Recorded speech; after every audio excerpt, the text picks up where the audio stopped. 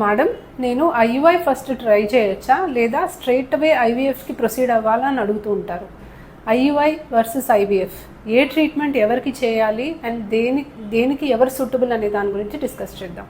So IUI అనే పద్ధతిలో ఆడవాళ్ళకి అండం పెరిగి విడుదలవడానికి మేము ట్రీట్మెంట్ ఇచ్చి, విడుదలయ్యే టైంలో హస్బెండ్ స్పర్మ్స్లో యాక్టివ్గా ఉన్న స్పర్మ్స్ వేగంగా కదిలేవి మనం సెపరేట్ చేసి గర్భసంచి లోపల దాకా పంపిస్తాం. ఐవీఎఫ్లో ఎగ్స్ శరీరం నుంచి బయటికి తీసి మేమే స్పర్మ్తో కలిపి ల్యాబ్లో ఎంబ్రియోస్ని ఫామ్ చేసి ఫామ్ అయిన ఎంబ్రియోని గర్భసంచిలో పెడతాం. డైరెక్ట్గా ఐవీఎఫ్ ఎవరికి సజెస్ట్ చేస్తామంటే 2 ట్యూబ్స్ బ్లాక్ ఉన్న వాళ్ళకి, స్పర్మ్ కౌంట్ బాగా తక్కువ ఉన్న వాళ్ళకి, ఎండోమెట్రియోసిస్ స్టేజ్ 3 స్టేజ్ 4 ఉన్న వాళ్ళకి, డోనర్ ఎగ్ యూస్ చేసినప్పుడు 0 స్పర్మ్ కౌంట్ ఉండి మనం బీజం నుంచి స్పర్మ్స్ తీసినప్పుడు, వీళ్ళల్లో కంపల్సరీ ఐవీఎఫ్ఏ ఆప్షన్ ఉంటుంది. ఇంకా ఎవరికైనా కూడా స్పర్మ్ కౌంట్ అనుకూలంగా ఉండి ట్యూబ్స్ ఓపెన్ ఉండి ఓవిలేషన్ కరెక్ట్గా జరిగితే మనం ఐయుఐ చేయొచ్చు.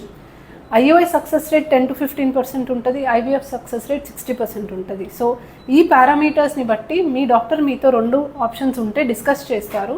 కాస్ట్ని బట్టి, సక్సెస్ రేట్ని బట్టి మీరే డిసైడ్ చేసుకోవచ్చు. Thank you.